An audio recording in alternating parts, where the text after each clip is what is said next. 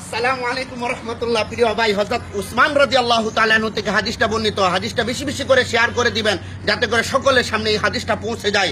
হযরত উসমান রাদিয়াল্লাহু তাআলা আনহু থেকে বর্ণিত, রাসূলুল্লাহ সাল্লাল্লাহু আলাইহি ওয়াসাল্লাম ইরশাদ করেছেন, বলেছেন যে ব্যক্তি শুধু আল্লাহর সন্তুষ্টির জন্য মসজিদ নির্মাণ করবে, আল্লাহ তাআলা তার জন্য জান্নাতের মধ্যে একটা ঘর নির্মাণ করবেন। সুবহানাল্লাহ।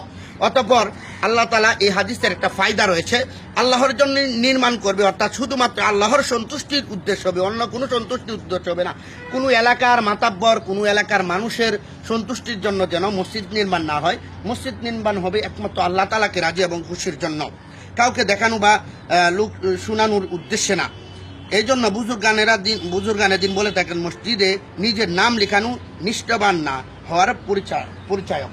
অর্থাৎ আপনি মসজিদের মধ্যে এত টাকা দিবেন, নাম পর্যন্ত লেখাবেন না। বুজুর্গানে দিনের এটা হচ্ছে একটা মুত্তাকি আর কি, অর্থাৎ এত পরিমাণে আল্লাহ তাআলার প্রতি সন্তুষ্ট যে আল্লাহর ঘরে টাকা দিব, আল্লাহর ঘরে ধন সম্পত্তি দিব, আমার নামটা পর্যন্ত আমি লেখাবো না।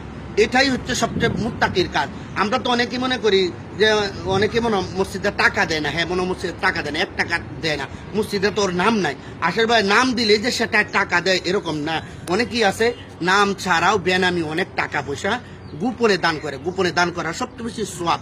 তবে ওই জায়গার মধ্যে লোক দেখাবেন, যে জায়গার মধ্যে লোক দেখাইলে মানুষ আরো উদ্বুদ্ধ হবে, মানুষ এই কাজের প্রতি আগ্রহ বাড়ে, তাহলে ওইটা জায়েজ আছে। তাহলে